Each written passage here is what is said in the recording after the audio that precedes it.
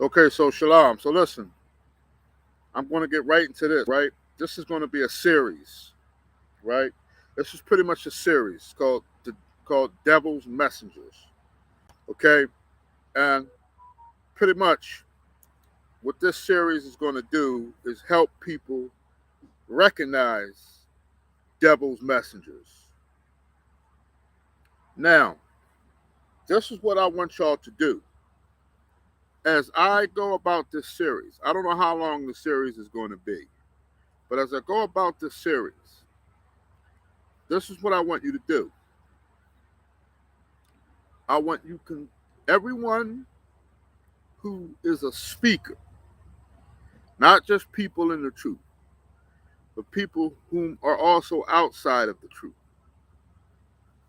All men and women who speak, I want you to pay very careful attention to their speech.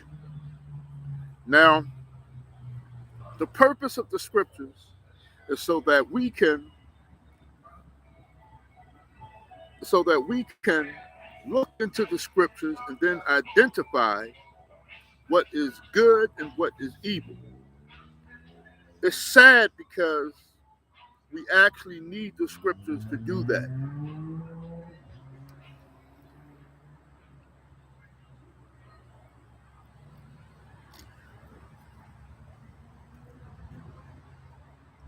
It's sad because we actually need the scriptures to do that. You know, it wasn't intended that way. If you look at my last message, there's a volume one and there's a volume two to it. It wasn't intended that way. As a people, we were supposed to know good from evil. Now, we do know good from evil, but it's only because of the commandments.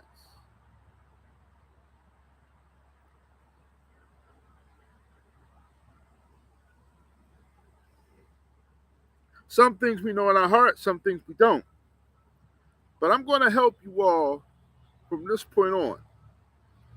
I'm going to describe the messengers of Satan, and I'm going to use the scriptures to do so.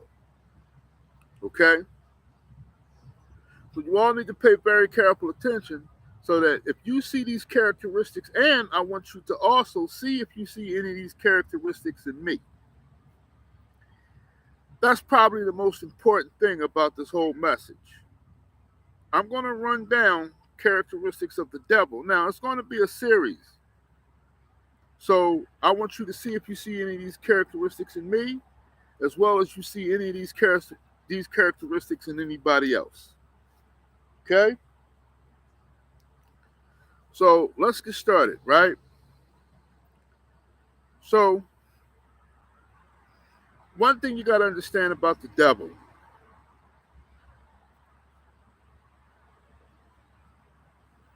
One thing you got to understand about the devil is he's deceptive. Okay?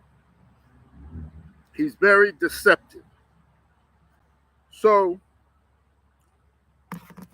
what were two reasons the snake or the serpent in the garden? What are the two reasons that the serpent was used by the devil? Now, I need you all to understand something. The serpent and the devil are not the same thing. Today, the serpent is a representation of the devil. Why? Because in the beginning, a serpent was used as a vessel for the devil in the garden. But the serpent and Satan are not are not quite the same thing. Satan is a fallen angel. Okay? So I need everybody to understand that. Okay? You have I've heard some pastors and bishops even say that the serpent wasn't a snake.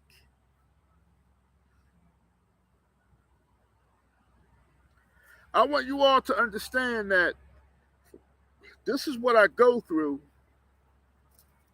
This is what I go through with trying to teach the truth. And there are so many wicked lies and doctrines out here in the world that it doesn't even make any sense. Okay? Now, two reasons that the serpent, because it wasn't a snake as how we see snakes today. It was much larger, it had hands and feet, and it could talk. Does that sound stupid to you all? If that's whoever that sounds stupid to is of those whom are perishing. So if you don't believe that the serpent in the garden could talk and that it had hands and feet, then you're dying. You're going to the lake of fire. Because you don't believe anything. All you believe is in rappers and street drama and so-called culture and and pink and yellow hair and umbrella eyelashes and and realities, black reality shows. You don't believe in anything beyond this world, and that's why you're going to. That's why many of you are headed straight for the lake of fire because you're mortally minded, you're carnal minded. Okay, I hope this microphone isn't ruffling up here. I'm gonna put it on there now. Here are the two reasons why Satan used the snake. Snakes have double tongues. They have splits in their tongues. When a snake spreads the tip of their tongues apart, the distance can be twice as wide as the head. One split go one way and the other split goes another way. That's because he's deceptive. He was already a liar. The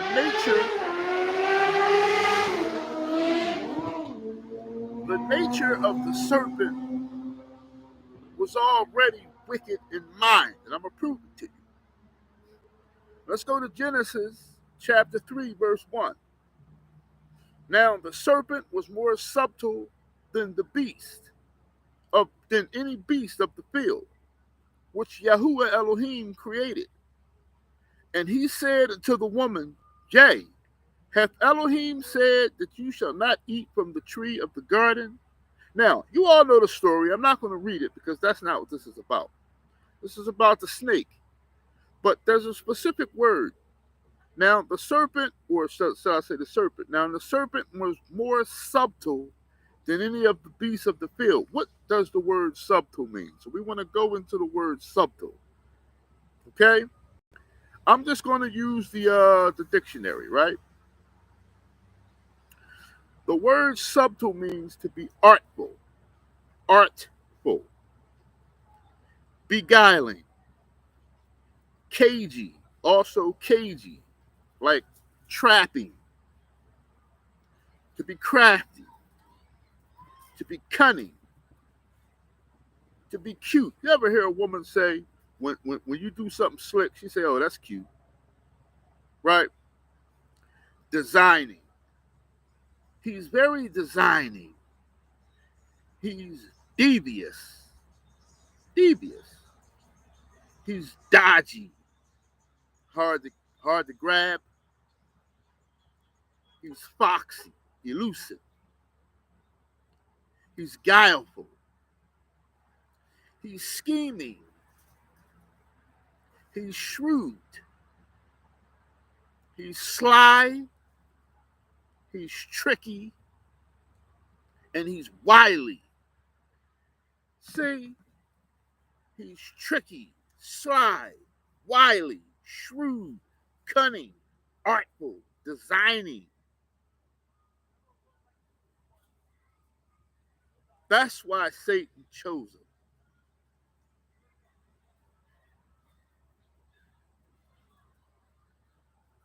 He was already a deceiver. The snake wouldn't shit from the beginning. The serpent wouldn't shit from the beginning. So he was a perfect vessel for the devil to use because he already had the characteristics. Okay? Now, listen to this. Curse the whisperer. How did Satan speak to Eve in the garden? He whispered to her. He told her all the foolishness. He gave her the fruit of wicked doctrine, of lies and deception through whisper. So you can pretty much connect his messengers to be people that whisper, gossip, slander. Now, I'm trying to warn y'all, but y'all don't want to listen to me. Because many of you think that my messages are vindictive or they're there to exhort some type of vengeance or something of that nature. No. I'm trying to give you all a heads up because there are some things coming down the pike that many of you aren't going to believe unless you see them.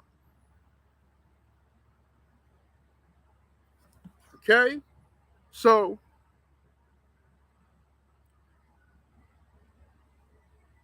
curse the whisperer and double-tongued, for such have destroyed many that were at peace. So the whisper and the double-tongued destroy many whom are at peace. Now, I want everybody to understand something. I'm going to go to Isaiah because we know that the devil is deceptive, but he's also very prideful. And so I want you to listen very carefully.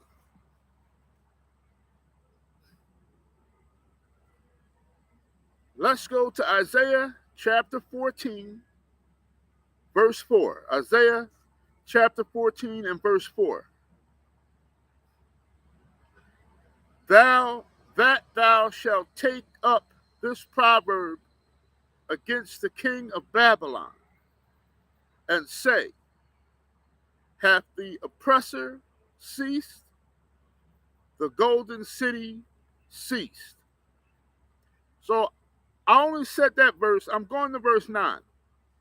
But I want you to know who this is referring to.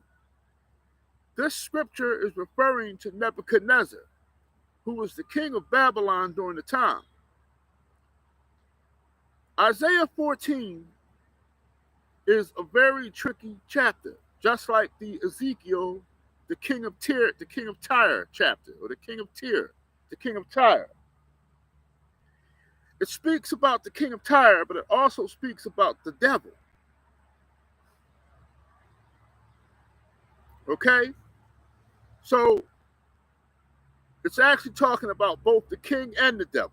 A lot of people say it's just talking about the devil only. That's a lie. Let's go to Isaiah chapter 14 and verse 9.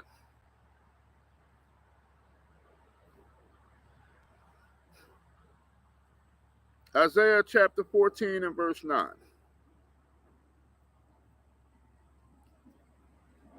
Hell from beneath, so Sheol, so the grave from beneath, is moved for thee to meet thee at thy coming. So I want everybody to understand this. For everyone that teaches, for everyone that speaks, for everyone that considers themselves a figure of the truth or a figure of society, I want you to be very careful and don't get uplifted in yourselves. Okay? Because the grave is waiting for you. Okay? You're nothing in the grave.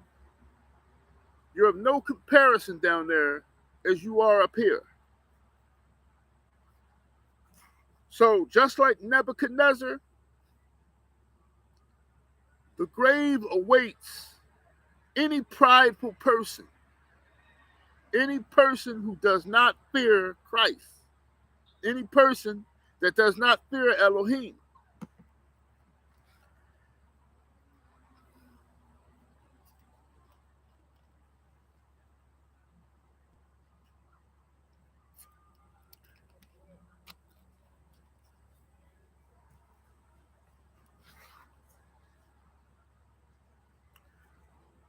So it says, hell from beneath is moved for thee, who? For the king of Babylon. For thee at thy coming, it stirreth up the dead for thee, even all the chief ones of the earth. Let me explain what's going on here. There are a lot of people in the grave. There were a lot of people in the grave at that time. A lot of dead people, souls, conscious souls. Now, I don't know if anybody ever saw the movie Death Warrant with Jean-Claude Van Damme. It had a villain in it called the Sandman. Some of you niggas is just as great as the Sandman out here with your street credit. Maybe not that great, but in the movie The Death Warrant, when the Sandman came back to jail, he was greeted by all the inmates. That's how they were waiting for him. Right? That's how Hades, the grave, was waiting for Nebuchadnezzar. Nebuchadnezzar was the ruler of the world at that time. So you got to listen here to what it said, because it says here that the grave, it stirred up the dead for he. So everybody was down there cheering and waiting for Nebuchadnezzar to fall and come to the grave. Stirred up means rallied up. It riled everybody up. It was a rally in hell for Nebuchadnezzar. They knew he was coming. They knew he was wicked. And they knew that he would eventually fall from his pride.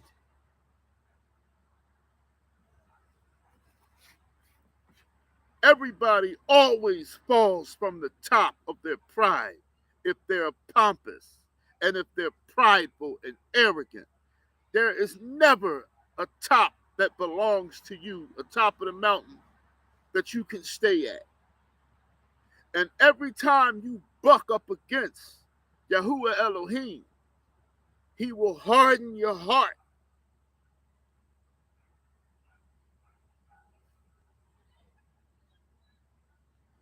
So he said, Hades stirreth up the dead for thee, even all the chief ones of the earth. It hath raised up from their it has raised up from their thrones all the kings of the nation. Nobody has ever escaped death. Nobody. Except for Elijah and Enoch.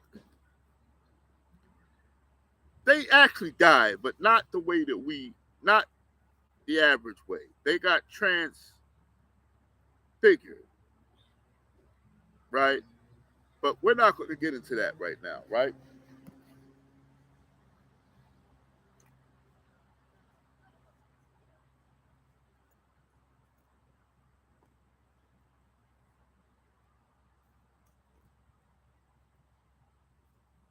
So Then it says here, and they shall speak and say unto thee. So everybody's in the grave.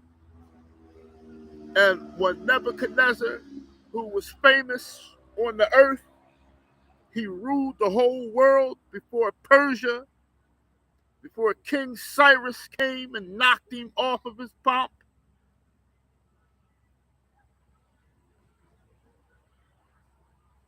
All they shall speak and say to thee in the grave, art thou also become weak as us, as we? Art thou become like unto us? Thy pomp is brought down to the grave, and the noise of thy vows. The worm spread under thee, and the worms cover thee. This is not talking about Satan. I keep telling y'all that. But see, as I said before, do you know what the biggest problem of rebellion is? The jackass effect. It has been like that forever. Whenever somebody finds out that they're wrong about something, there are two types of people. There are only two types of people.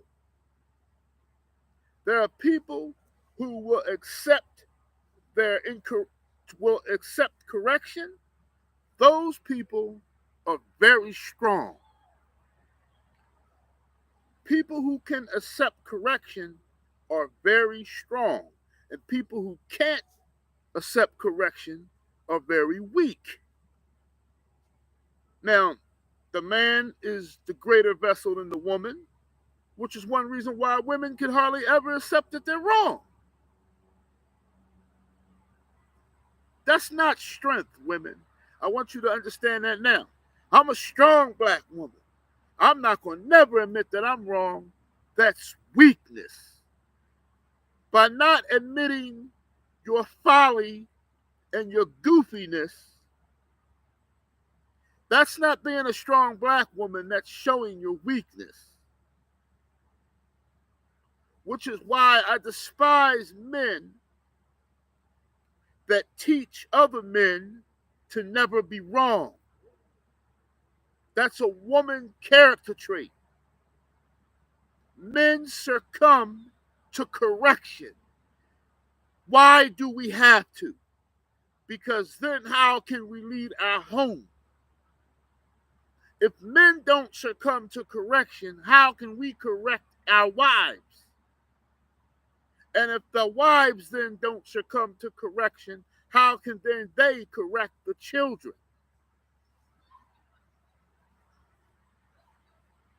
So you have to come to correction.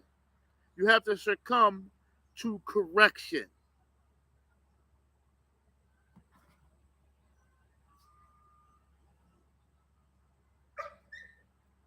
So they say, have you become weak like us, Nebuchadnezzar? You think they're talking about Satan? Would Satan have worms? Satan does not have that type of body where worms would cover him. Satan does not have the body where rigor mortis settles in. He's an angelic being. Isaiah 14 is not talking about Satan now. Not in a nutshell. But it's referring to a man. But I'm going to explain. Okay? It says, thy pomp is brought down to the grave, so your arrogance has been brought down to death, Nebuchadnezzar. And the noise of thy vows, and the worms spread under thee, and the worms spread over thee. How art thou fallen from heaven, O Lucifer? That term Lucifer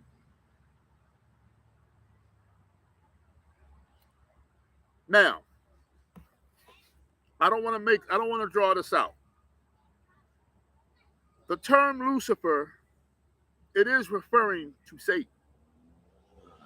But that's very tricky and I'm gonna prove it, but I don't have time for that right now. Okay, Lucifer is not the name of Satan. I'm gonna tell y'all that right now. Lucifer has a meaning. Let me tell y'all what Lucifer means. Okay, let's do that real quick.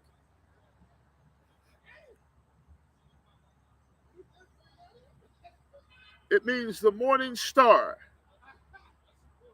Okay, so there's a word, Lucifer.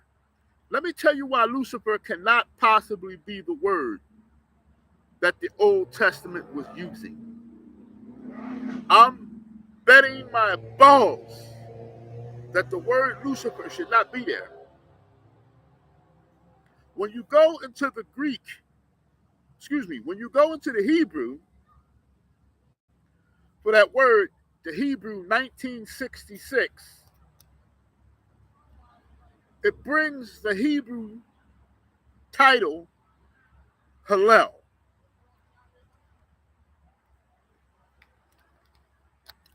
Now, it's coincidental that Hallel is the name of Superman, right? So just like I was trying to tell y'all before, right? They're trying to make Superman, and ironically, they choose a Caucasian man. Now, I don't want to go off to the left here, but I just want to interlude. Ironically, they choose a Caucasian man, and they name him Hallel, meaning light bearer. Hallel is actually not a memorial. Hallel is a title. That's because Satan was a very bright, he was the most beautiful angel in heaven. I'm beginning to believe that Satan was second in command, but I can't say that with authority right now. But I have strong, educated guess. Educated. I could be wrong, but I have a strong, educated guess that Satan was given second command in heaven under Christ. I have an educated reason to believe that. Now, there were other very strong angels, though. You got to understand this, right? Satan was one of the most powerful angels in heaven. Now, he's not as powerful as he once was, because as we read in the book of Adam and Eve, that because there was a war in heaven in the beginning. There's going to be a war in the end. Why is there going to be a war in the end if he's kicked out? Because he's only kicked out of Zion. He still goes back and forth. He's still the principality of the air. And he's still able to go to specific areas of the realm of heaven. He's not completely, when the final war happens in heaven, he won't be able to go to any part of heaven. He's going to be cast down to this ground. So this is also a prophecy, right? So this is talking about Nebuchadnezzar, but it's also talking about Satan. But what's going on there is they're trying to relay the fact that all kings are powered by Satan. And any prideful person, any person that has pride, is also powered behind Satan. Their actions are of the devil. But the title is Hallel. It just means light bearer, right? The word Lucifer is not even a Greek word. So we have the Old Testament, which was certainly written in Hebrew, and then you have not even a Greek word.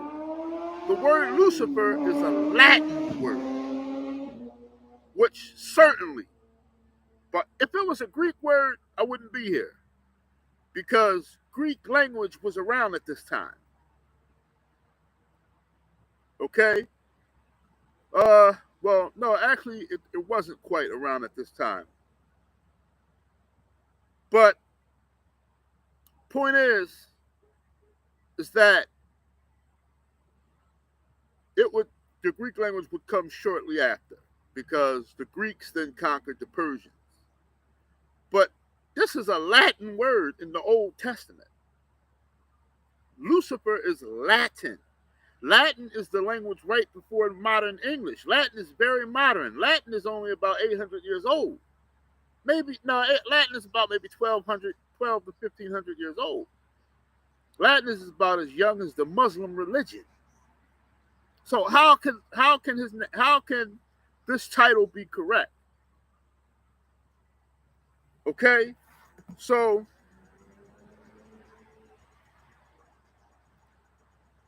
but then he's going to say, "How art thou fallen from heaven, O Hallel, son of morning?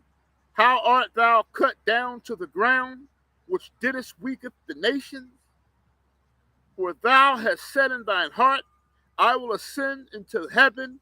I will exalt my throne above the stars of God." Now, that right there is what Satan said prior, before his fall. Satan actually said those words, which started the war in heaven. But what they're trying to relay is that when people act like this in such a prideful and pompous way, it's trying to say that they're powered by Satan, that Satan is behind them. Satan was the first man who was prideful. He created the first prideful sin. I will ascend above the heights of the clouds, and I will be like the Most High. But yet shalt thou be brought down to hell, to the sides of the pit. That they that see thee shall narrowly look upon thee. They that see thee shall narrowly look upon thee and consider thee, saying, is this the man that made the earth tremble, that did shake the kingdoms? So it was talking about Nebuchadnezzar, because Nebuchadnezzar was the ruler of the world. And Babylon was a very powerful kingdom. Okay? Now, I want y'all to understand something here.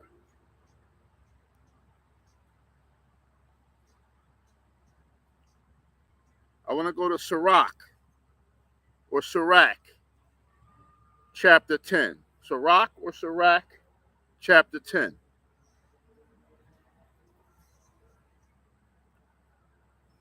It says, pride, now I want y'all to pay very careful attention to this. Pride was not made for men, nor furious anger for them that are born of a woman. I don't think y'all understand how powerful it is. Sirach chapter 10, that's verse 18. Sirach chapter 10, verse 18. No man on this planet was supposed to be prideful. Nobody. Pride was not created for any man or any woman that was born of a woman, meaning no mortal person, no human being.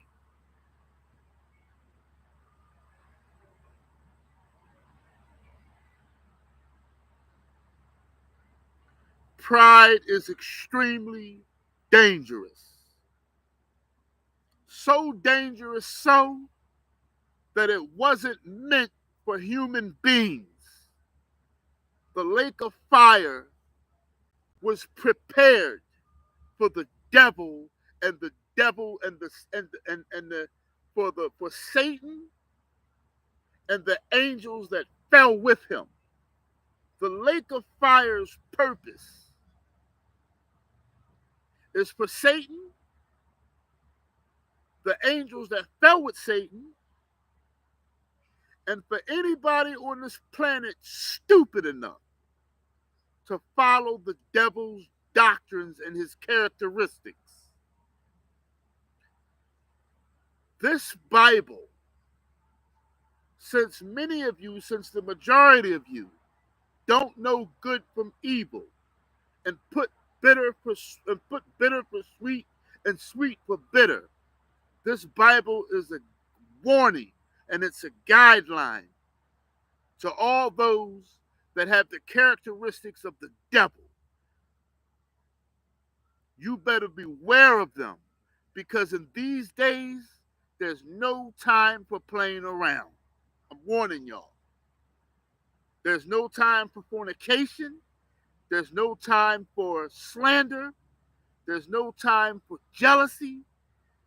These things will bring you down to the lake of fire.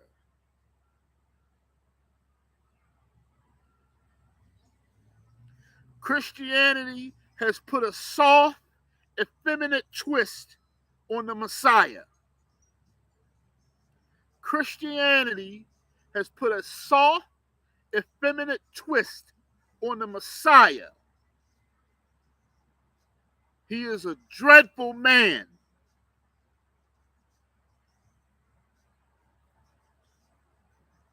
And he's not even going to listen to the screams and the hollers of the wicked.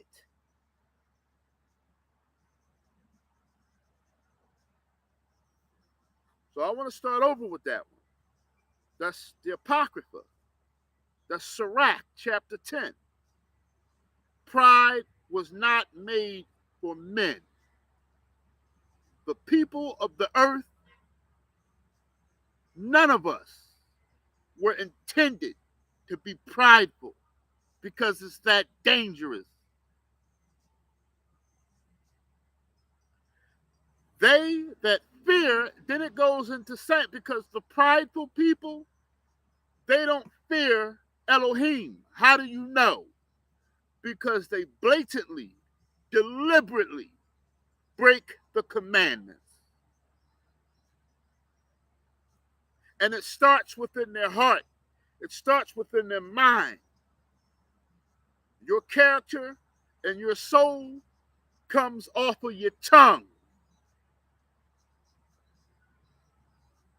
I'm warning y'all.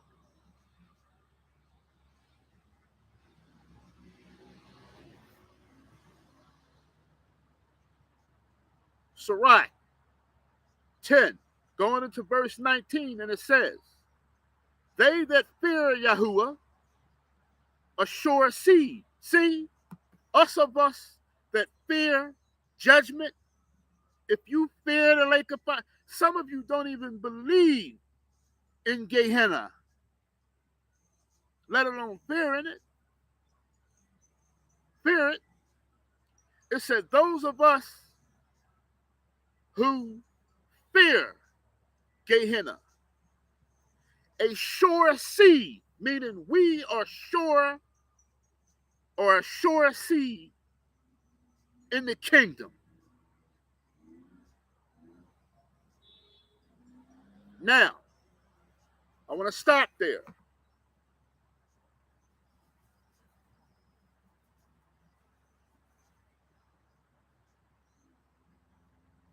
I want y'all to listen to something.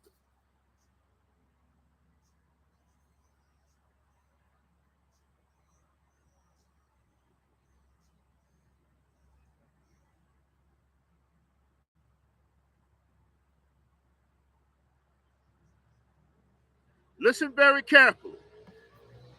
If you all remember back in the Garden of Eden, after Adam disobeyed the commandment, I'm tired of people blaming Eve, because Eve is not to blame. Now, well, she is to blame, but not completely. You can't put all of the blame on Eve. Why? Because Adam was not ruling his household. Adam was the first man to ever commit idolatry. When Satan spoke through the serpent, When Satan spoke through the serpent to beguile Eve, Eve hearkened into the serpent, and then Adam came over, said, "Eve, what you doing?" "I'm just sitting here listening to all of these good doctrines and promises, all of these good doctrines and all of these promises by Satan." And so Adam says, "Okay, well, I'm going to listen too." Instead of grabbing Eve by the arm and saying, "No, neither one of us are going to listen to that shit, and we're going to go about our way," and didn't Yah tell your black ass not to go and eat from the garden, from the tree in the midst of the garden, you disobedient heifer? Eve, the first sin that was committed on this planet was disobedience. Disobedience was the first sin, and idolatry was the second. Eve, black ass, couldn't follow one freaking commandment, one rule. She had everything, and she couldn't follow one simple instruction. One.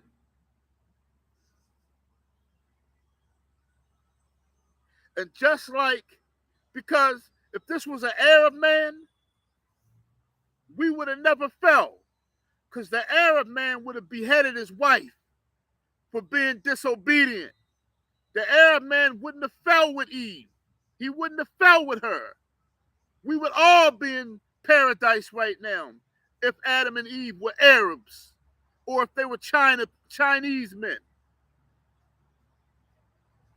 But us Negro men, the woman is God, and all of this other foolishness,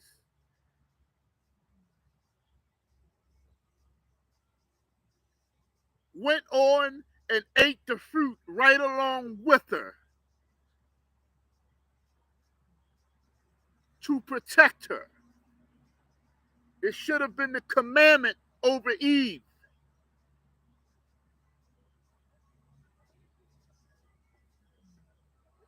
So after Christ came and judged Adam, Eve, and the serpent, where was Satan? I'm going to tell you how Satan do. Satan jumped out the serpent and ran.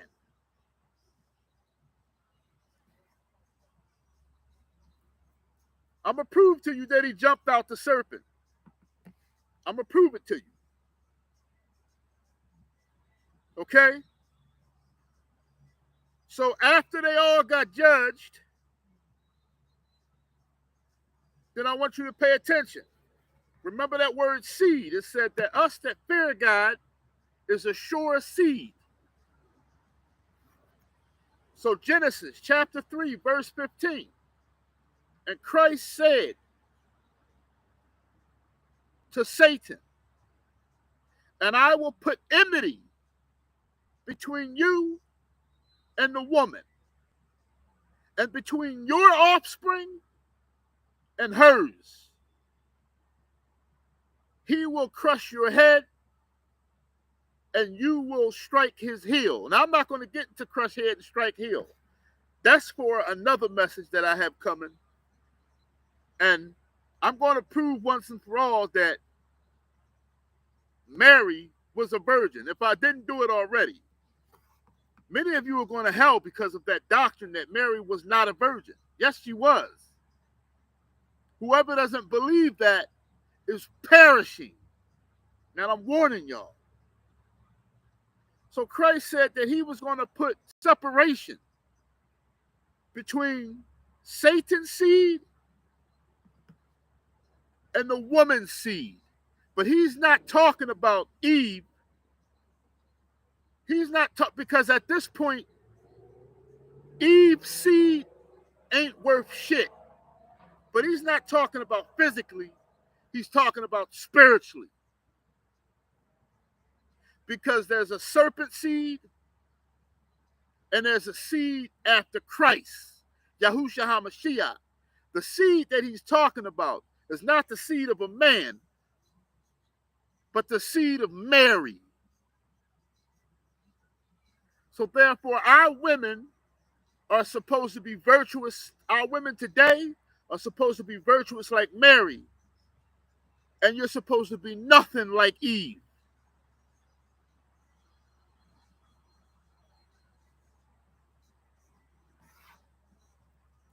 But this is not about Adam and Eve. So you have a seed of Christ and you have a seed of the devil. So those who are of the seed of Christ, they that fear Yahuwah are a sure seed. If you fear Elohim, then you are of Christ. If you don't fear God, then you are a foolish person and you are of the devil.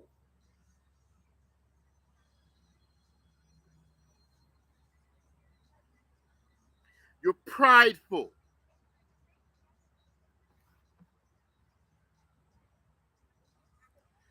And they that love him,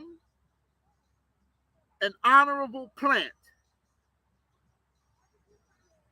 They that regard not the Torah, they that regard not the law of Moses, are a dishonorable seed. You're a seed after the devil.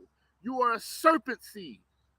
If you hold the law of Moses at zero value,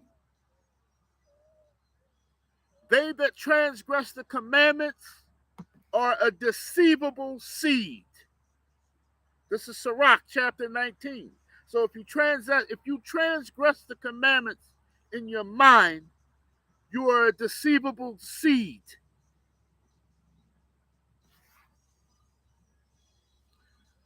Verse 20. Among brethren, he that is chief is honorably. So are they that fear Yahuwah in his eyes. So, among brethren, I am not a chiefly person. None of you hold me in regard as a chief or a leader. I'm okay with that. But equally, as someone who is chiefly, is someone who fears Elohim. The fear of Yahuwah goeth before, it actually supersedes, goeth before the obtaining of authority. So I don't need authority. I fear Elohim. I'm a seed of Yahushua HaMashiach.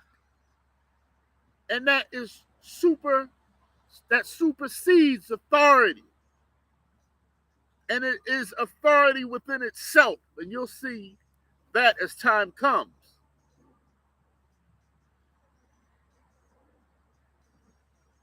Whether he be rich, noble, or poor, their glory, my esteem, is to fear Christ.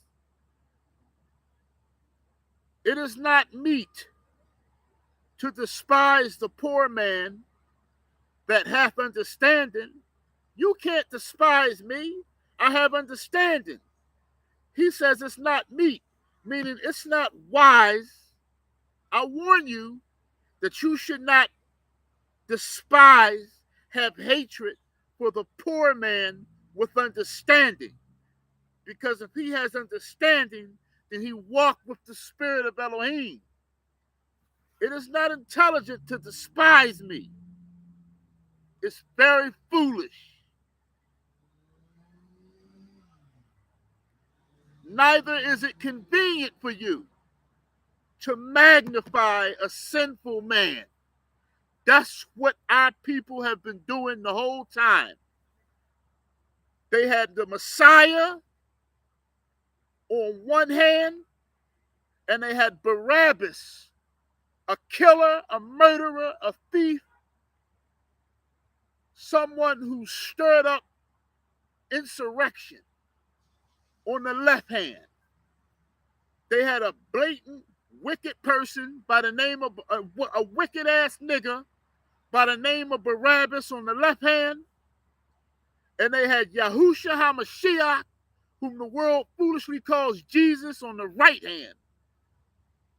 The ancestors of you niggas chose Barabbas over God in the flesh. And you still do shit like that today. You magnify sinful people because your judgment is stupid and it's foolish. And mainly your judgment is governed by jealousy. That's what your judgment is governed by. And many of you men allow women to compare you with other men. That's another foolishness that you men make.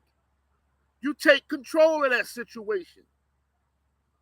Go get him then, if you always got to compare somebody against somebody else. I'm blessed. That's one problem I don't have in my household. I'm so blessed. I feel sorry for you niggas that have that problem. Your wife is always comparing you with another man for whatever reason. That's one thing, as much as my wife get on my nerves, that's one thing she don't do.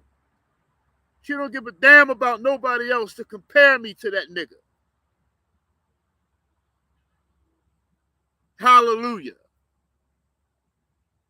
Because that makes some of you niggas kill yourself inside.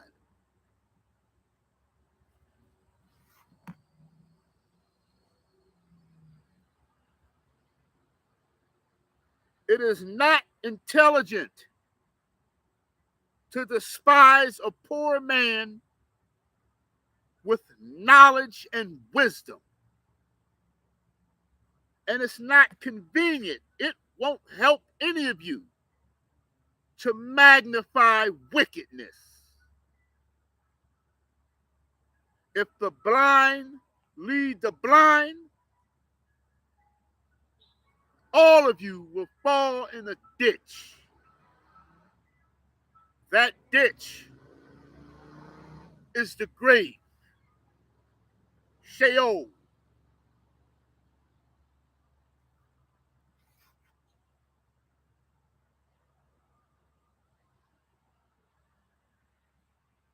Let's go to Numbers. These are the characteristics of the messengers of the devil. I want you to pay careful attention. Well, not this verse that I'm about to read, but Numbers 12:3 says, now Moses was a very humble man, more so than any man on the face of the earth. Moses, at that time, the reason why Moses was chosen, because he was the most humble man on the face of the earth. He feared God.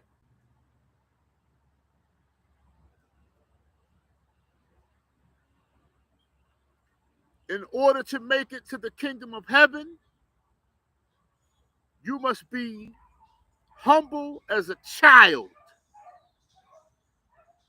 when it comes to Yahuwah. How many of you wake up?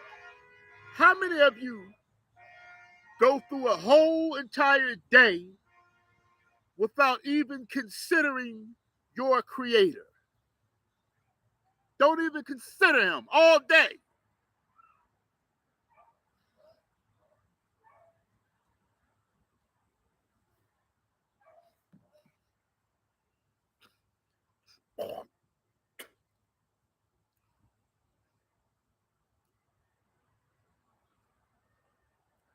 Now, I want to explain something about balance and why it's important, because a lot of the messengers of Satan, they don't have this balance. So this is something that you could look out for. I'm not just talking about people that preach the Bible. I'm talking about all types of people. I'm talking about people that are bishops and pastors and preachers and so forth, whatever they want to be, whatever they want to call themselves. But I'm also talking about whether people who have podcasts, or whether people who are community leaders, or whether people who are activists, or whether people who are of congregations, whether the people who are in politics, all of you all. This is a warning. You are only a man.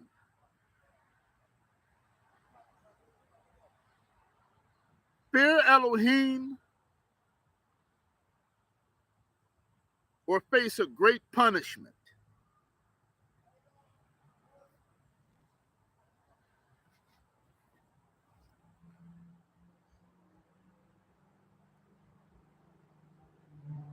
I want to go to Ecclesiastes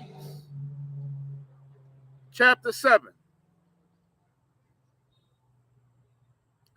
Ecclesiastes chapter 7. And I want to read 15 through 17. 15 through 17. In this meaningless life of mine, I have seen both of these, the righteous perishing in their righteousness, and the wicked living long in their wickedness. So, King Solomon, or Solomon at the time, the preacher, he said that he's seen righteous people perishing in their righteousness, and wicked people living long in their wickedness.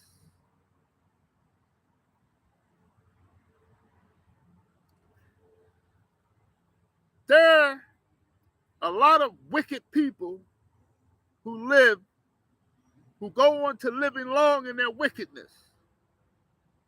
What is the purpose for that? So when they wake up and their skin is on fire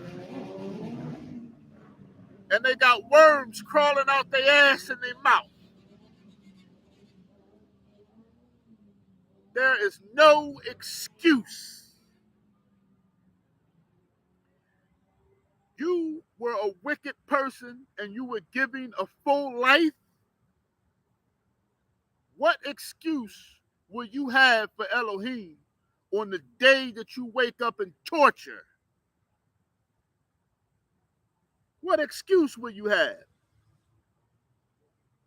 You were given time to repent.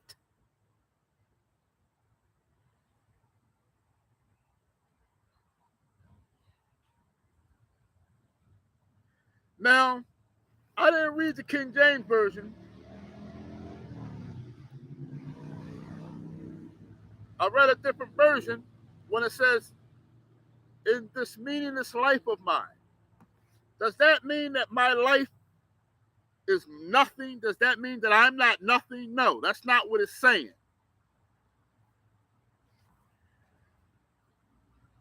It's basically meaning a brief duration, meaning transitory, temporary, meaning I don't live my life for this world, for this life, for this age, for now. I live my life for the kingdom. Not that I'm meaningless, and not that my life is meaningless, because I'm here for a purpose. So Solomon is not saying that his life was meaningless, meaning his life was vain, his life was empty. He's trying to say the only sole purpose for us being alive is to try to get to the kingdom. because this life is but a vapor. Before you know it, your baby, your child will be 5 years old. Then they'll be 10 years old. Then they'll be going off to college. You and your wife will be gray. One of you will get sick.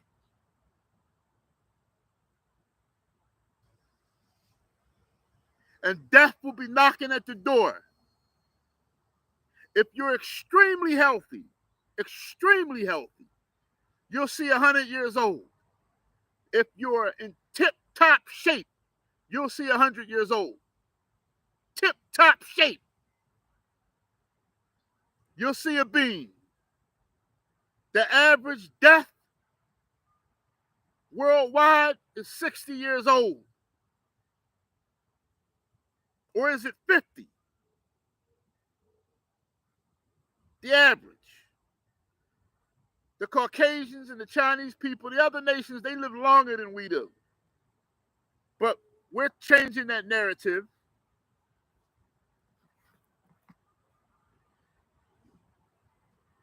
It means when he says this meaningless life of mine or this life on vanity, he's just saying that this life is tending to pass away.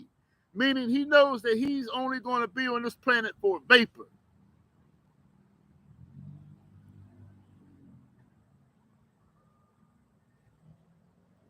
But he says something interesting. Do not be overly righteous, nor be overly wise. Why should you destroy yourself? Only to be overly righteous means to be self-righteous. And this is a characteristic of a lot of Satan's messengers. Self-righteousness, boasting, and bragging, and being self-righteous, overly righteous, and trying to be overly wise. When I say certain things are speculations, it's because I try not to know it all.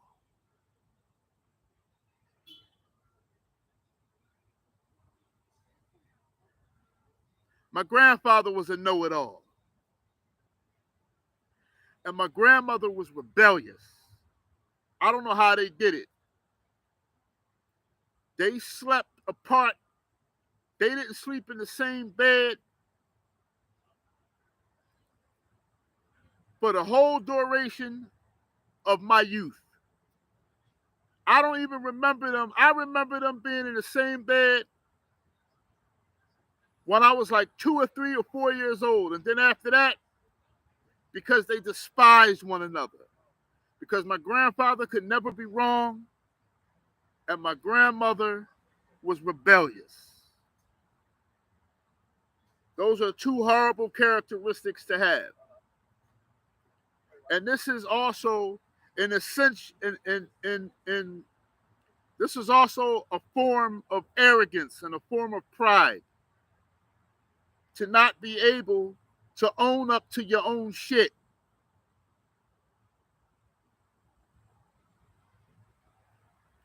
Especially when you tell a false doctrine that for sure, if people follow that doctrine, they will go to the lake of fire for following that doctrine.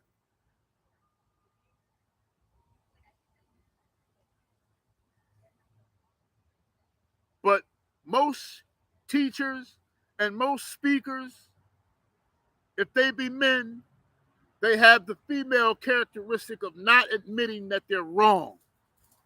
And this is dangerous.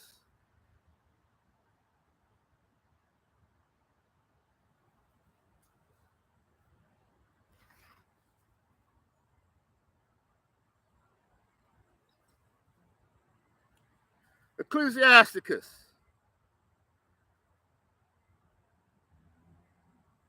And then it says, do not be overly wicked, nor be foolish. Why should you die before your time? So it's saying don't be overly righteous and Don't be overly wise, but there has to be a balance. Don't be overly wicked. Don't be foolish.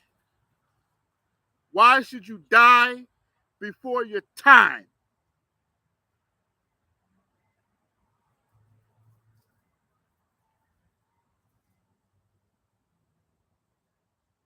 So, if you're a wicked man or a wicked woman, you really know it. But some of you don't know it. And that's when you are in a very dangerous place.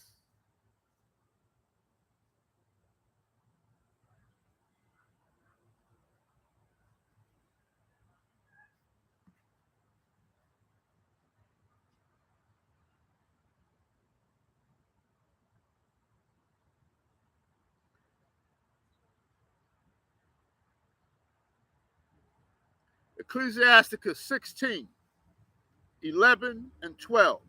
Ecclesiasticus 16, 11, and 12. And if there be one stiff-necked among the people, it is marvel if he escape unpunished. So it would be a surprise if someone who is stiff-necked and rebellious escaped unpunished. It would be a marvel if Christ let him go unshaved.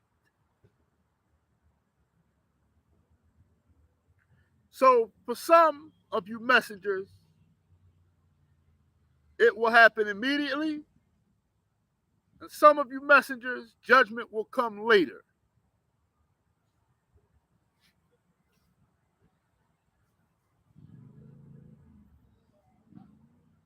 For mercy and wrath are with him. He is mighty to forgive and to pour out displeasure. As his mercy is great, so is his correction. Why? Because, see, if we don't take advice and if we don't take correction from other men and we're wrong, then we have to receive correction from Christ. And it is easier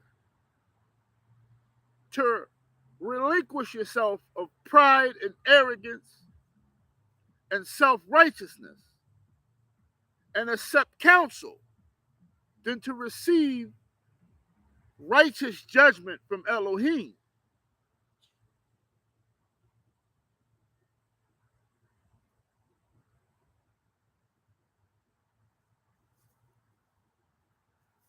It says he judgeth man according to his works. A lot of Christians have fell underneath the bewitching. A lot of Christians have fallen beneath the bewitching that we don't need works and that the blood of Jesus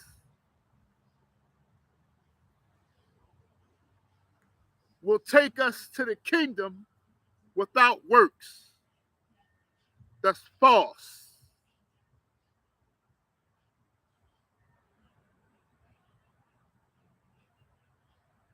Your testimony of Christ is nothing if you don't follow the commandments.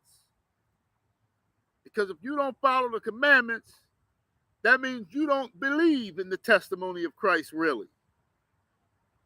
Or you don't fear the testimony of Christ. You're a believer, you have the zeal, but you have no fear.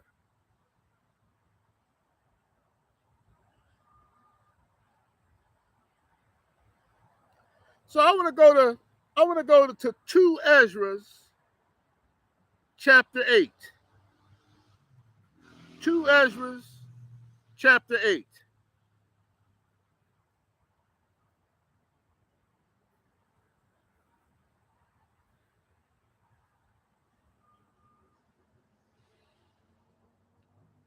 Two Ezra's chapter 8. I want to read verses 25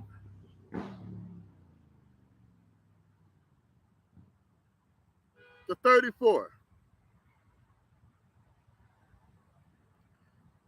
Now I want everybody to listen to this, okay?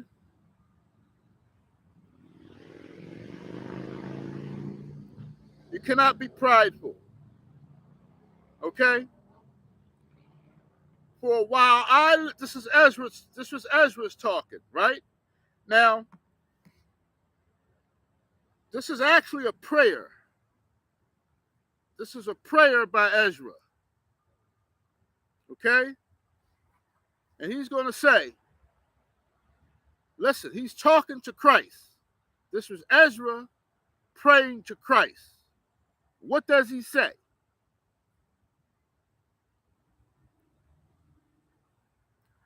For while I live, I will speak. And so long as I have understanding, I will answer. Oh, look not upon the sins of thy people. Look not upon the sins of thy people, but on them which serve thee in truth.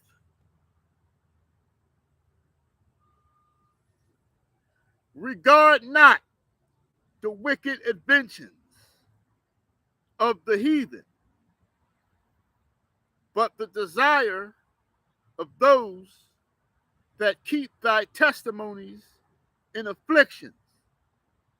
So, what Ezra is doing is he's praying to Christ and he's saying, listen, all them wicked Negroes, spare them. And the inventions of the other nations that we take upon,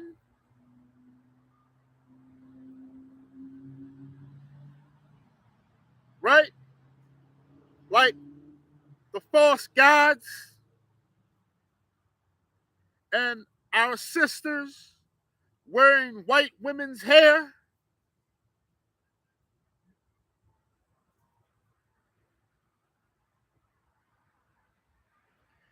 And all the inventions of the other nations that we have accumulated and have taken into ourselves, which is wickedness and idolatry.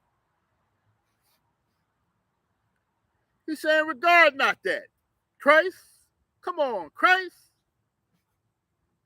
He's saying, think not upon those that have walked vainly before thee, but remember them, which according to thy will have known thy fear. So, for all you Negroes who don't fear God, Ezra is saying, don't worry about them. Just worry about us who do fear you. So, let me explain in a nutshell what Ezra's prayer is for. Ezra's prayer is so that all of Israel can be based and judged on the righteous people of Israel. So the wicked people will be blessed because of the righteous nigga. The wicked nigga is blessed for the righteous nigga. That's what Ezra wants. That's what he's praying for here. But pay attention.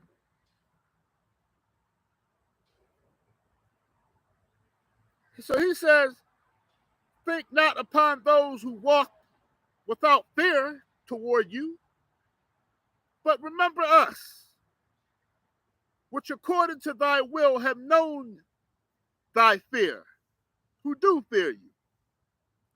He said, let it not be thy will to destroy them which have lived like beasts. Come on, Christ. Spare them niggas. But to look upon them that have clearly taught the law. So the homosexual niggas, let them continue in doing that. Christ, don't worry about it. Allow them to enter the kingdom based on us that do natural sex, a man and a woman. Those niggas running around shooting their brothers and sisters in the head, don't worry about them. Because you got some righteous Negroes that surely should carry the weight.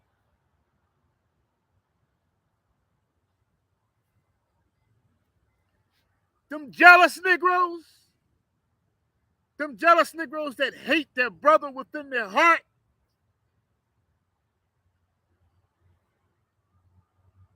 surely we can carry the load for them.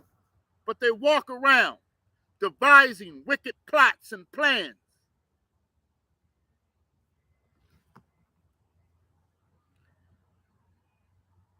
Take thou no indignation at them. This is 2 Ezra chapter 8. I'm on verse 39. I'm on verse 30. Take thou no indignation at them which are deemed worse than beasts. Don't get mad at those people, at those Negroes who are declared worse than beasts.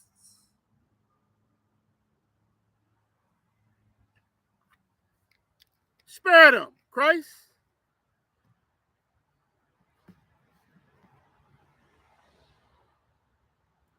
But love them always.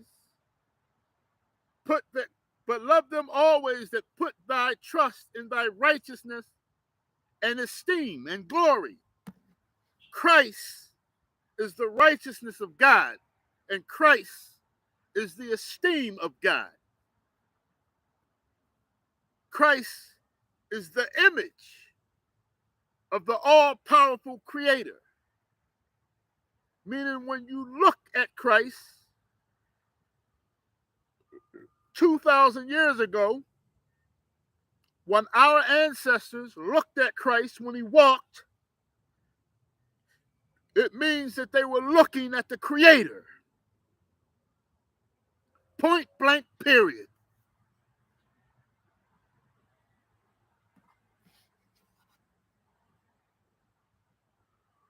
For we and our fathers do languish of such diseases.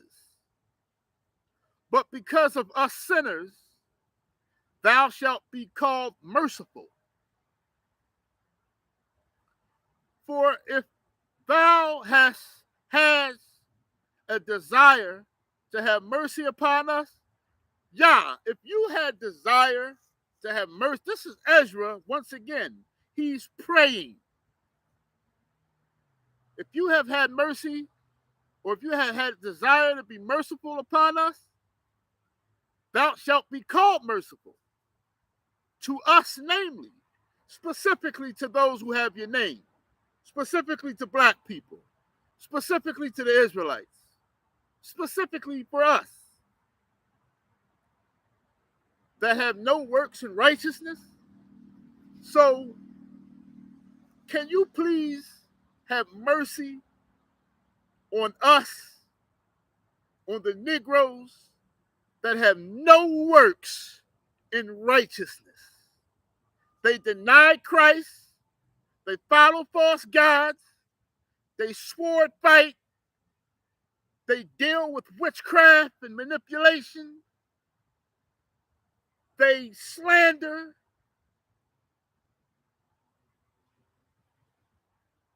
They murder and steal.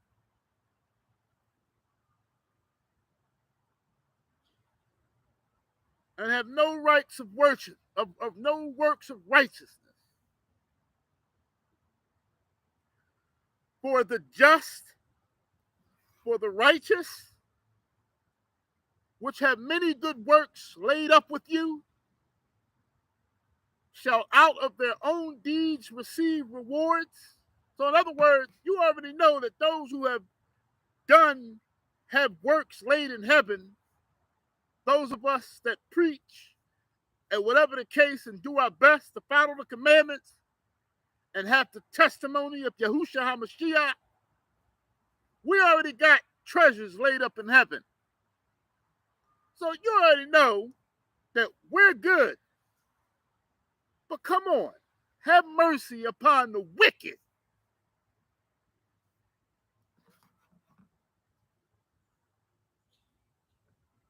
For what is man what is man, Christ, that you should take displeasure in him? Or what is a corruptible generation that thou shouldst be so bitter towards? Why are you so bitter? Well, I know why, but who is men? All we do is make mistakes, Yah. Have mercy. I'm going to skip to verse 49.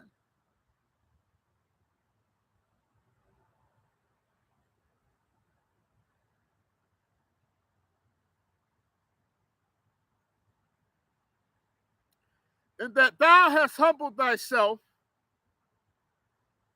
Matter of fact, wait a minute.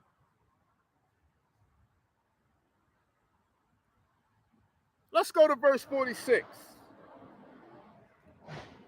So, after I stopped at verse 35, so pretty much Ezra is still praying all the way down to verse 46. He's in prayer to verse 46. So I'm going to continue at verse 46. Then he answered me and said, so now Christ is going to answer Ezra. After Ezra gets finished praying, and he said, things present are for the present, and things to come are as such to be to come.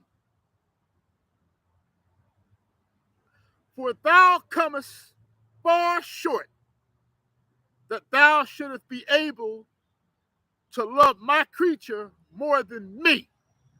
So Christ is going to say, Ezra, listen. So basically, Ezra's prayer, Ezra thinks that he loves niggas more than Christ. Oh, Christ, spare all these wicked niggas, spare them all. They're your creation. And they're your inheritance, Christ. Spare them, all of them. Christ is going to say, so you think you love these Negroes more than I do? That what you think?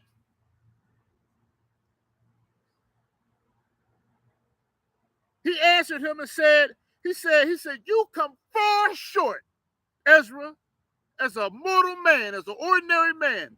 You come far short to think that you love the nation of Israel more than I love the nation of Israel. I want every one of you teachers out there, every one of you social speakers out there, every one of you black politicians, I want every black person that speaks for black people to understand something right now. You do not love black people more than Yahushua HaMashiach loved black people. You can take that and throw it in the trash.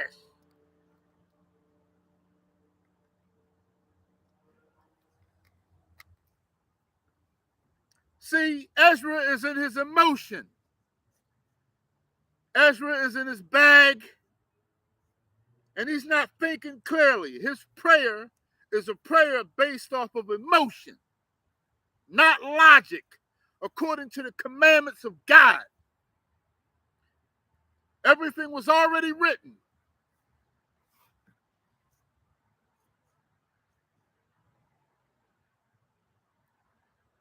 He says, so you think you love my creation more than I love my creation? Huh, mortal man? He said, but I have oft times drawn nigh unto thee and into it, but never to the unrighteous. Christ had to tell him something. I often draw nigh into it. To what?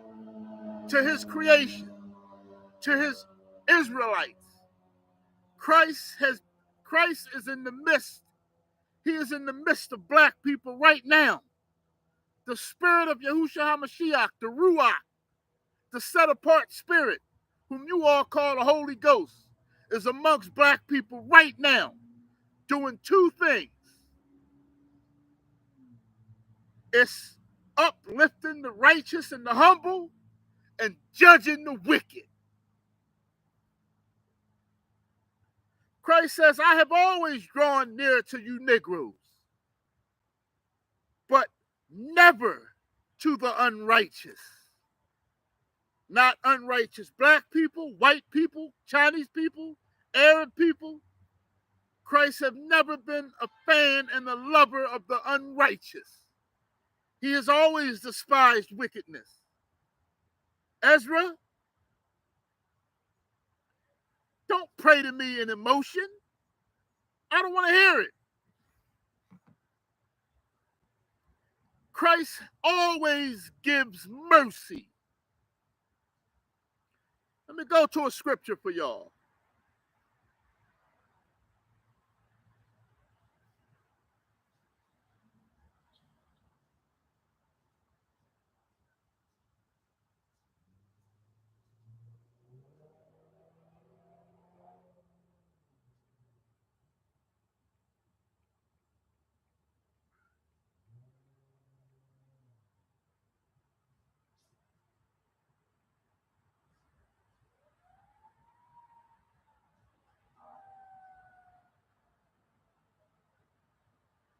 Let's go to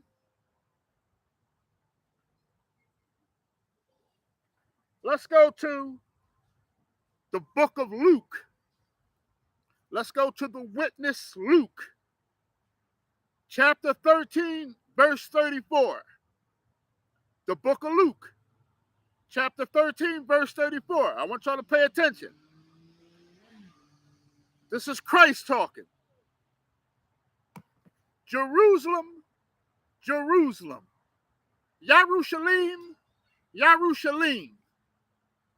He's talking about black people because Jerusalem is a people before it's a city. So when he says Jerusalem, he's talking to you black people here in America. He says, Yerushalayim, Yerushalayim, you who kill the prophets and stone those prophets that are sent to you, how often have I gathered your children together as a hen gathers her chicks under her wings, and you were not willing?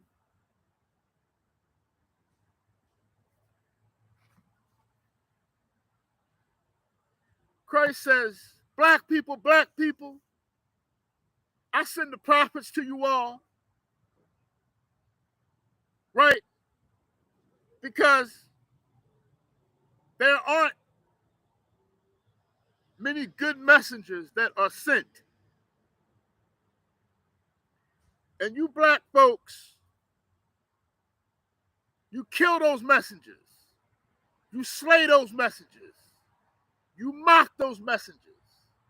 You try to tear them down. You slander them. But yet still I have held my arms out like a chicken covers her chicks with wings. But you were not willing. You were not accepting me. See, Ezra, I have always came near to these Negroes, to these black folks. Ezra, what are you talking about? Let's get a verse from the Old Testament.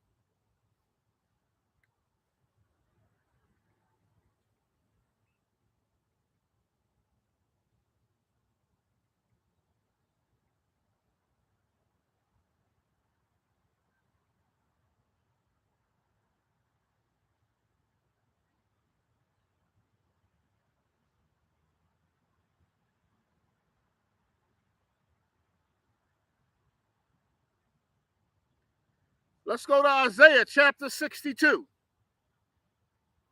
Isaiah, this is the Old Testament, right? So Christ said in the New Testament, I have always spread my wings for y'all and try to cover y'all in my mercy. Isaiah chapter 62, Isaiah chapter 65, verse 2. All the day long, this is Christ talking in the Old Testament. He says, all day long, I have held out my hands to a rebellious people who walk in the ways not good, pursuing their own imaginations. I'm holding out my hands to you Negroes that want to be Christians and believe in the white Messiah, a false white Messiah. I'm holding out my hands to you Negroes that want to be Muslims. I'm holding out my hands to you Negroes that want to be 5%ers. And to you Negroes that want to sell your soul to the devil. And to you Negroes that want to sword fight. And to you Negroes that want to slander. And to you Negroes that want to fornicate all night and all day long. Like I'm not going to measure you with judgment soon. I'm holding out my hands to y'all. Don't you know, Ezra? I've held out my hands to them Negroes all day long, Ezra.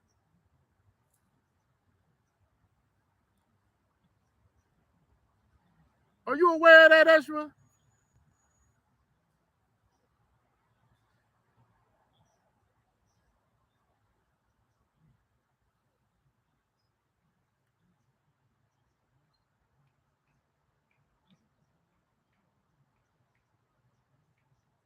Then after he says, Ezra, you come far short, then in verse 48, he says, in this also thou art marvelous before the Most High. So now,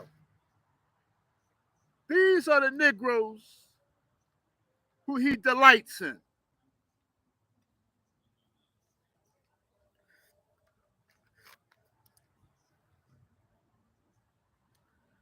So, why did I go into that? Because this message is about the devil's messengers.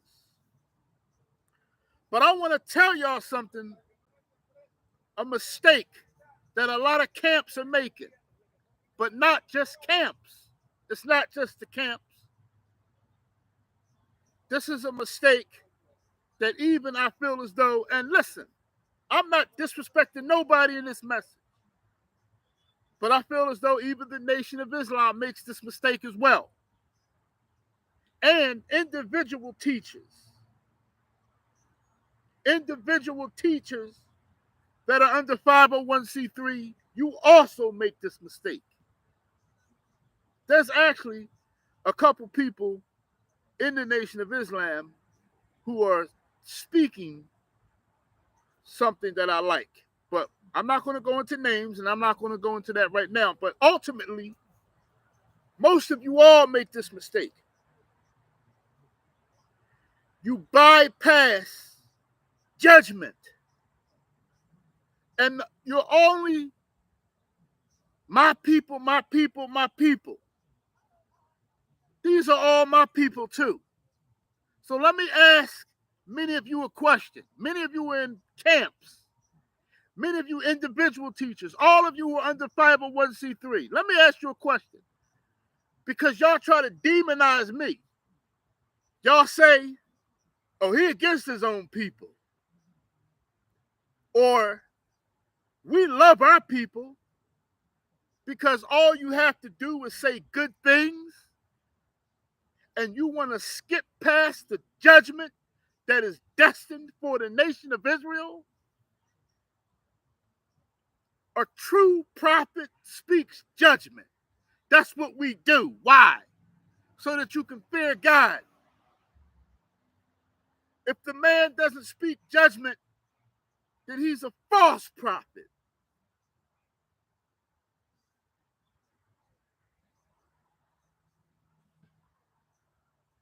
false prophets skip judgment. Y'all so worried about black people hating y'all because why? Because y'all need the support. I don't need the fucking support. I don't need it. I speak for Christ. And if you Negroes don't take heed to the warnings that I give, you're going to get caught sleeping. So Christ is now going to tell Ezra, this is my delight. So I want all you teachers out there, all outside of the truth and inside of the truth. You need to be more honest with your people. To hell with their feelings. To hell with their feelings.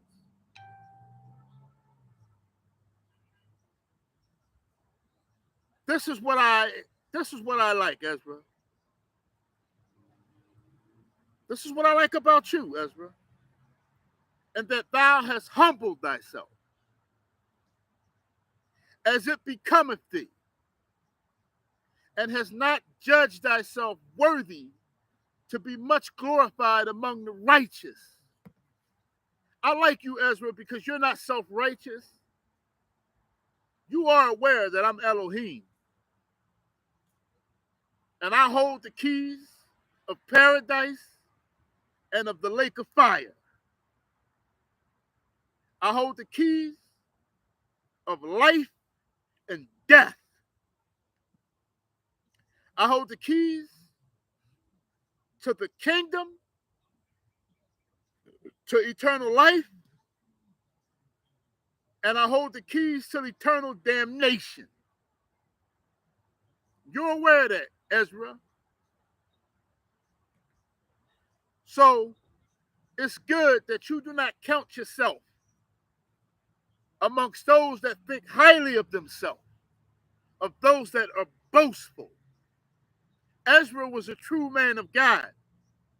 And true men and women of God are very lowly in spirit and very lowly of heart and mind. And we would never count ourselves among the righteous because we fear Elohim. Let every man seek the kingdom in fear and trembling. Every man. You should walk toward the light in fear and trembling.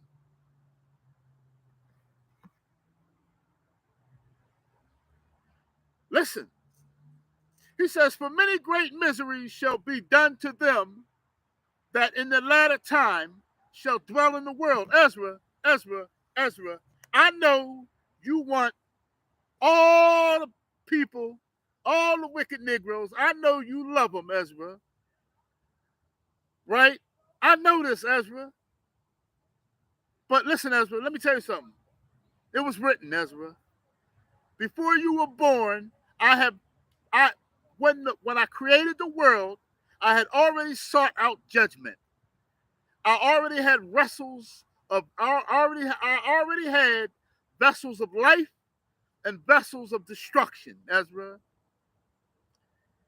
For many great miseries shall be done to them in these last days that dwell in the world, Ezra, because they have walked in great pride. Ezra. I appreciate your prayer, Ezra, but I want you to understand something. It's a whole lot of white people going to die. A whole lot of them. Well, Ezra's not praying for the white people. Ezra's praying for black people. But white people are going to die. Chinese people are going to die. Arab people are going to die. Negroes are going to die. Ezra. Why? Because it's a prideful world. And they don't fear me, Ezra. I am the God of all flesh.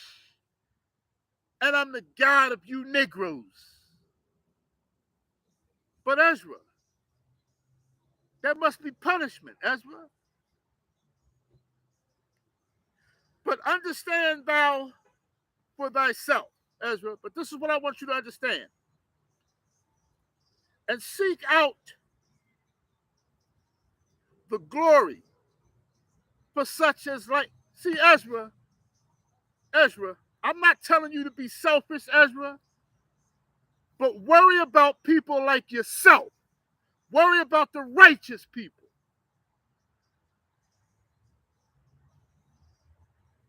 Worry about the righteous niggas, Ezra, the Negroes, Ezra. Concern yourself not with these evil people.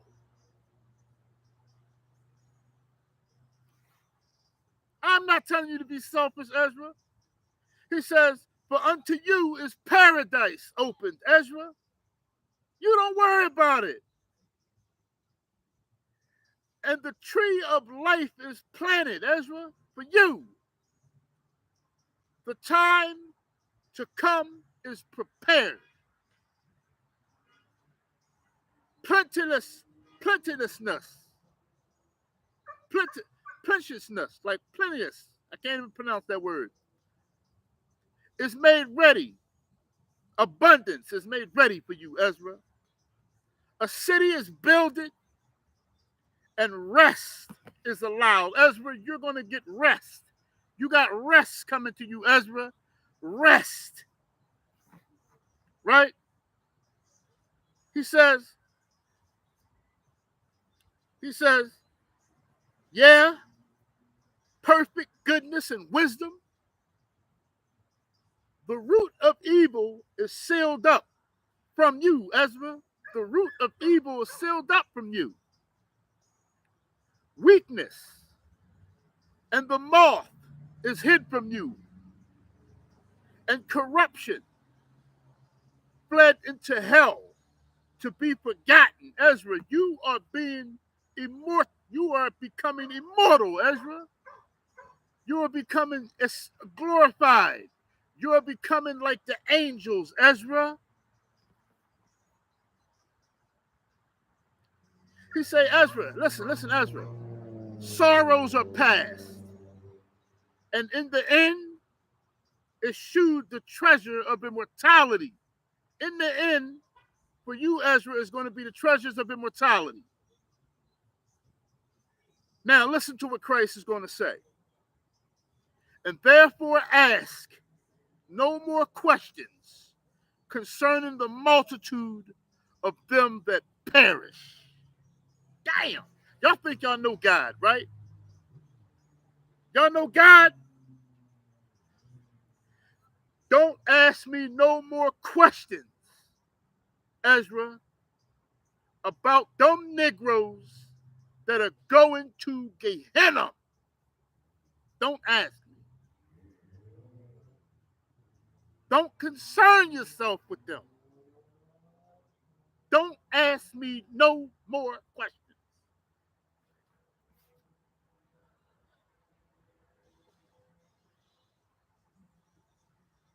He says, for when they had taken liberty,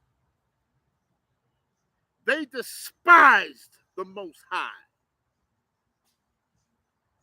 thought scorn of his law.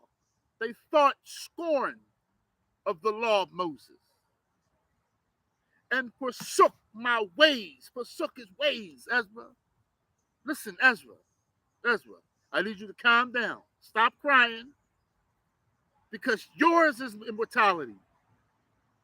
Ezra, listen. I have spread my hands all day to a rebellious people.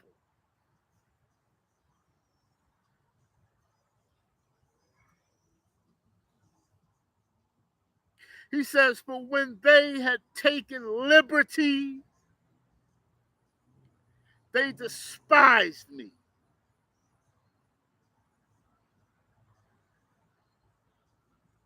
Ezra, I sent people like you to these Negroes all the day long.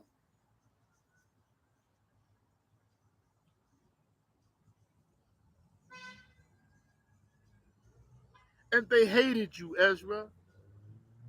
they scorned you, Ezra. Every time you made a message, Ezra, I'm adding this, not to the word, but every time you made a message, Ezra, many of them really just came on your message just to look at you and hate you, to look at you and despise your looks, and to look at you and hate everything that you say.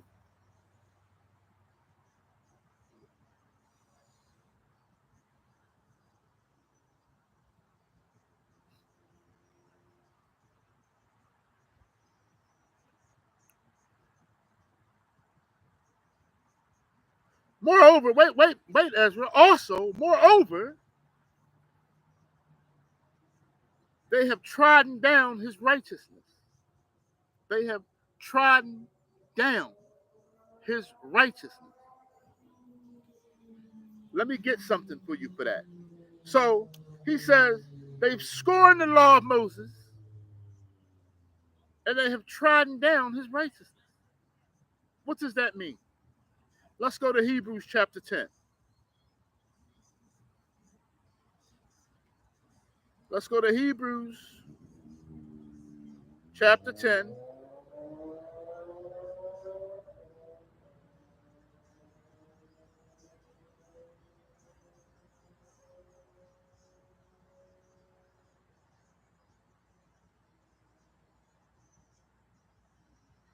Let's go to Hebrews chapter 10. Let's go to verse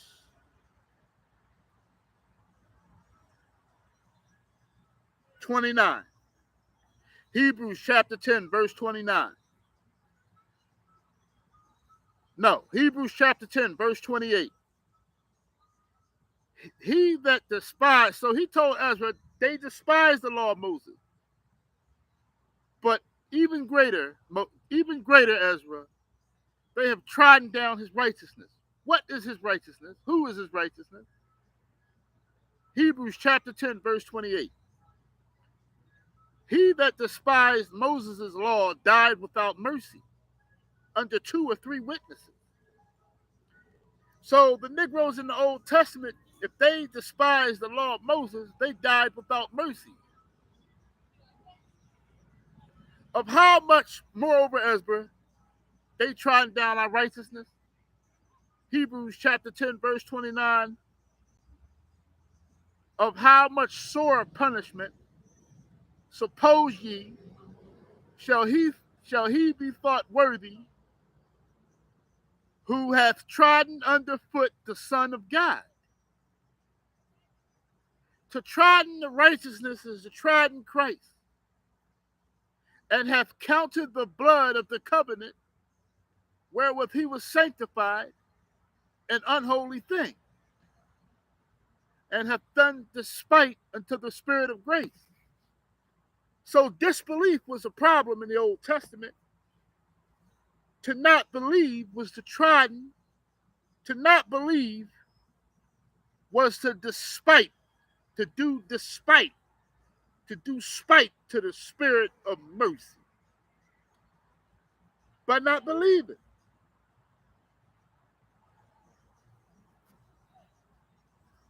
So today, you Negroes neglect Christ. You neglect Christ today. And how sore of a punishment will that be for y'all?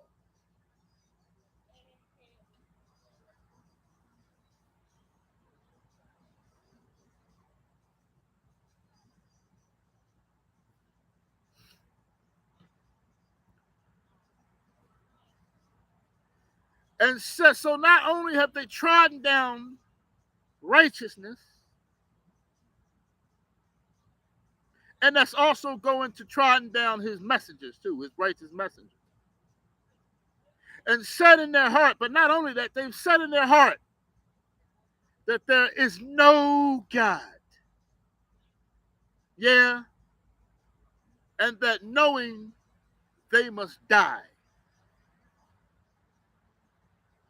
So there are a lot of Ezra, they know they have to die.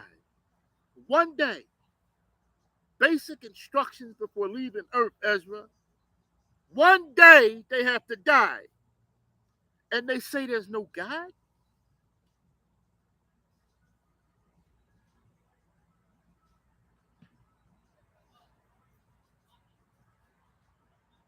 But one day y'all have to die.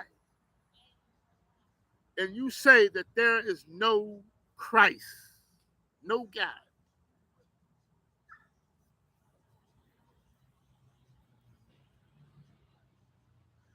For as these things aforesaid, Ezra, as I already said, shalt receive you. So thirst and pain are prepared for them, for it was not his will that men should come to naught, but they that which be created have defiled the name, defiled the name of him that made them, and were unthankful, unappreciative unto him which prepared life for them. And therefore is my judgment now at hand. I want to say something before I leave.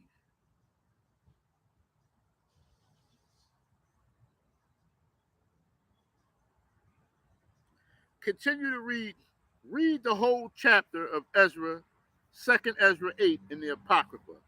It's a beautiful chapter. One of my favorite chapters of all scripture. But I want to say something to messengers out here, all messengers. I don't want to say stop speaking to be loved. Because if you make money, go ahead, carry about. But us as black people, we need to hear the truth. And if you are speaking the word of Christ, you should definitely never consider feelings. Now, most of you really don't care about feelings, but you care about views. You care about likes. You care about people joining your camp. Why? Because cha-ching, that's money. You don't want, you want people to look at you like you so love the nation of Israel. A lot of you speakers out there. Do y'all think that y'all love these Negroes more than Christ?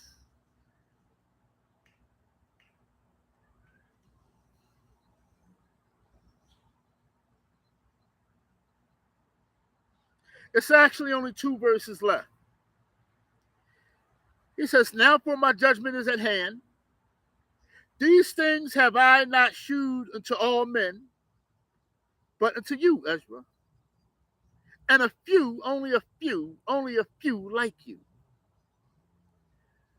Then I Ezra answered and said, behold, O master, now hast thou shewed me the multitude of the wonders which thou wilt begin to do in the last times. But at what time thou hast not shewed me. So you can go ahead on and read the next chapter or whatever the case. I only have 1 verse left to read you, and I'm going to read this verse at the end of every message of this series. Every message of this series, I'm going to read this verse. John chapter 14. John chapter 14, verse 30. I will not speak much more with you because I'm done this message.